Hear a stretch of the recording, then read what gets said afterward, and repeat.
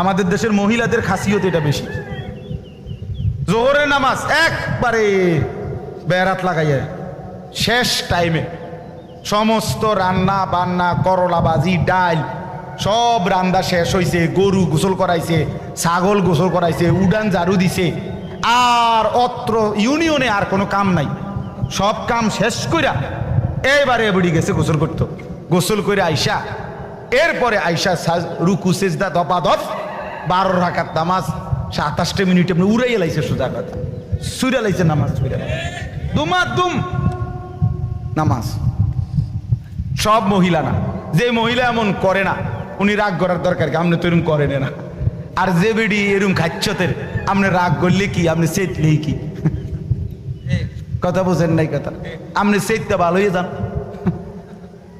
কথা বুঝেন না। আপনি যদি জিদ ওঠে আপনি এটা বলেন যে যা